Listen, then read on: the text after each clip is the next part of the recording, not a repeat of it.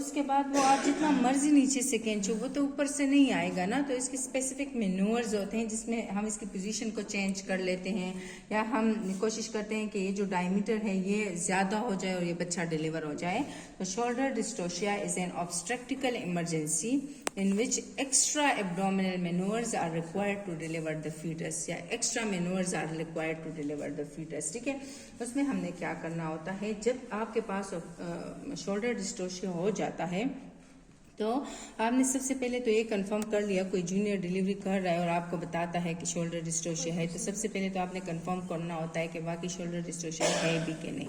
उसके बाद जब आप खुद डिलीवरी कर रहे हो, शोल्डर डिस्टोशिया हो गया, आपको कंफर्म हो गया कि शोल्डर डिस्टोशिया है, वो आपको कैसे कंफर्म होगा, टर्टल साइन से कंफर्म होगा। वो क्या होता है, वो ये होता है कि जब आपके पास नीचे से हेड डिलीवर हो गया ना ऐसे, और वो टाइटली अप्लाइड है इस एंट्रोइटस को, और वो कोशिश कर रहा है कि वो वापस चला जाए, ठीक है, वो नहीं निकल रहा, तो दिस इज टर्टल साइन के head tries to enter back into the introitus, ठीक है, कि वो वापस चला जाए, वो बाहर नहीं निकल पा रहा, तो दैट इज टर्टल साइन। अच्छा, इसकी कॉजेज क्या है, इसकी कॉजेज जो है तो वो तो आपको किताबों से भी पता चल जाता है। पोस्ट डेट है, मैक्रोसोमिक बेबी है, मदर के पार्ट पे डायबिटीज है, ओबेसिटी है, शॉर्ट स्ट्रेचर्ड है, या फिर जो है तो प्रोलॉन्ग फर्स्ट स्टेज है, सेकेंड स्टेज है, कोई अगुमेंटेशन आपने की है, इंडक्शन ऑफ लेबर है, ये सारी इसकी कॉजेज है। और मेल फीटस भी एक कॉज है इसकी शोल्डर डिस्टोशिया की, ठीक है। अच्छा, अब मेरे पास शोल्डर डिस्टोशिया हो गया है तो सबसे पहले मैं क्या करूंगी, कॉल फॉर हेल्प करूंगी, ठीक है। कॉल फॉर हेल्प में मेरे जूनियर डॉक्टर्स होंगे, मेरे स्टाफ होगा, एनेस्थेटिस्ट होगा, न्यूरोलॉजिस्ट होगा, जो बंदा ऑन कॉल है उसको मैं इन्फॉर्म करूंगी। जो ब्लड बैंक है मैं सिर्फ आवाज दूंगी, बाकी काम क्या करेंगे, जो मेरे कुलीग्स है ना उनको भी पता है कि शोल्डर डिस्टोशिया हो गया है तो अब क्या करना है, बाकी काम वो मैनेज करेंगे, ठीक है। एक बंदा बैठ के वो डॉक्यूमेंटेशन शुरू कर देगा कि हेड किस टाइम डिलीवर हो गया है, बाकी कौन कौन से मेनूवर्स हुए हैं, कितने कितने ड्यूरेशन के लिए हुए हैं। हर मेनूवर मैंने 30 सेकेंड्स के लिए करना है, उससे ज्यादा के लिए नहीं करना। अगर उस 30 सेकेंड में वो बच्चा नहीं डिलीवर हो रहा तो आई विल चेंज द मेनूवर, ठीक है। मैंने मेनूवर को चेंज करके नेक्स्ट स्टेप पे जाना है। उसके बाद जो है जहाँ पे बच्चों समझ नहीं आती, ड्रिल्स बहुत ज्यादा है इसलिए मैं ज्यादा तेज बोल रही हूँ, ठीक है। तो उसके बाद जब अगर वो 30 सेकेंड्स में बच्चा नहीं डिलीवर होता, मैंने नेक्स्ट पे जंप करना है। और मेरा जो एक कोलीग है वो बैठ के डॉक्यूमेंटेशन कर रहा है जिसमें वो ये लिख रहा है कि उसने हेड किधर कब डिलीवर हुआ, कॉल फॉर हेल्प किस टाइम हुई, कॉल किस टाइम, हेल्प किस टाइम रीच हो गई। उसके बाद जो है तो एंटीरियर शोल्डर डिस्टोशिया था कि पोस्टीरियर शोल्डर डिस्टोशिया था कि दोनों शोल्डर की डिस्टोशिया था, ठीक है।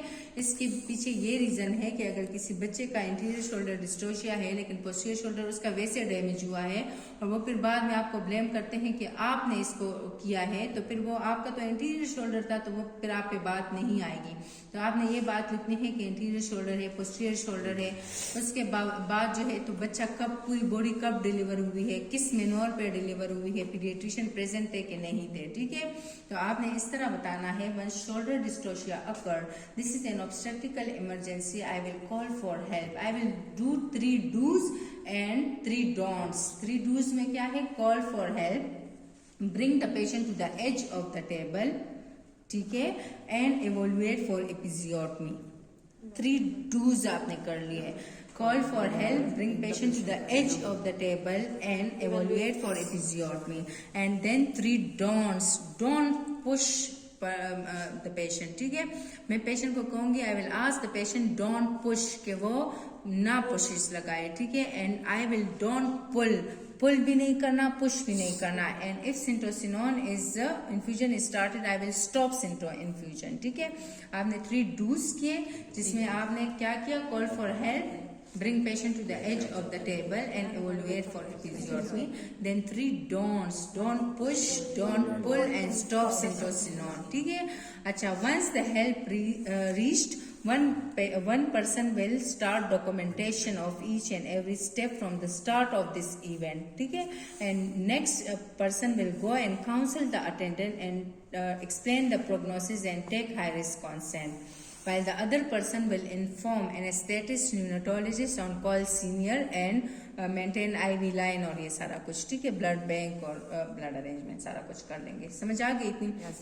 उसके बाद क्या मेनूवर करना है, the first manoeuvre is Mac Robert position. Mac Robert position में क्या करना होता है कि hyperflexion at the hip joint and abduction, ठीक है। Hyperflexion at the hip and the knee joint and abduction at the hip, ठीक है। आपने ऐसे फ्लेक्स कर दिया और आपने थोड़ा सा एबडक्ट कर दिया। अच्छा, एक असिस्टेंट आपके लेफ्ट पे होगा, एक आपके राइट पे होगा, ठीक है। और दूसरी बात यह है कि जब आपने ये पोजीशन बना दी तो इससे क्या होगा, 90% केसेस में डिलीवरी हो जाती है। क्यों हो जाती है? लंबोसेक्रल लॉर्डोसिस जो है वो खत्म हो जाते हैं, वो स्ट्रेटन हो जाते हैं, ठीक है। लंबोसेक्रल जो हमारे इधर लॉर्डोसिस है वो स्ट्रेटन हो जाते हैं, जिसकी वजह से ये डायमीटर ज्यादा हो जाते हैं और बच्चा डिलीवर हो जाता है। आई will do this manoeuvre for 30 seconds. If it fails, then along with the neck robot position, I will ask my colleague to give the suprapubic pressure. That is, first of all, feel for the posterior aspect of the anterior shoulder. कैसे feel करेंगे? अगर baby का मुंह इस side पे है तो posterior aspect of anterior shoulder इस जगह पे मैं जाऊंगी, लेफ्ट साइड से जाऊंगी।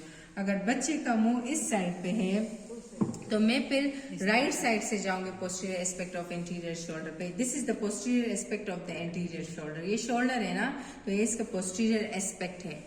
समझ आ गई? ये एंटीरियर एस्पेक्ट है ना शोल्डर का, तो ये पोस्टीरियर एस्पेक्ट है। समझ आ गई ये सबको? अच्छा, मैंने क्या करना है कि ये पोस्टीरियर शोल्डर रखे कि एंटीरियर, अगर फेस इस साइड पे है तो ये तो एंटीरियर शोल्डर हुआ ना, अगर फेस इस साइड पे है तो ये फिर पोस्टीरियर शोल्डर हो गया, ठीक है।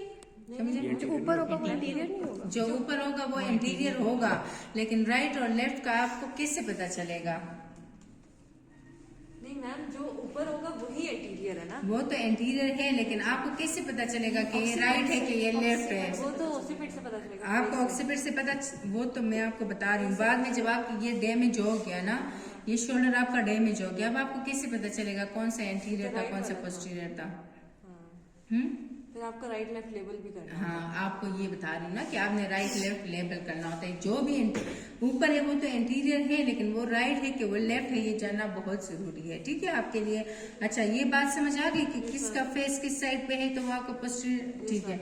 अच्छा, उसके बाद जो है ना, आपने मैक्रोबर पोजीशन किया, उस पर आपके पास बच्चा डिलीवर नहीं हुआ, ठीक है। जिसको समझ नहीं आती बच्चों को पूछो, अपने क्वेरीज। मैम ये राइट लेफ्ट का प्लीज बता दें। देखो, आपका बच्चा ये है तो ये इसका लेफ्ट है ना, और ये इसका राइट है, ठीक है। लेकिन जो भी हैंड ऊपर होगा आम, जैसे ये कह रही है कि वो एंटीरियर शोल्डर होगा, ठीक है। अगर ये है तो ये एंटीरियर है, अगर ये है तो ये एंटीरियर शोल्डर है, ठीक है। अब आपको कैसे पता चलेगा कि ये राइट है कि लेफ्ट है? तो आप बच्चे के लेफ्ट और राइट के उसी टाइम डॉक्यूमेंट कर देना कि कौन सी वाली शोल्डर जो एंटीरियर थी वो राइट शोल्डर थी कि लेफ्ट, ठीक है। तो उससे आपको पता चलेगा। अच्छा, उसके बाद जो है ना, आपने रिबन्स 1 मैनूवर किया और वो पोस्टीरियर एस्पेक्ट ऑफ इंटीरियर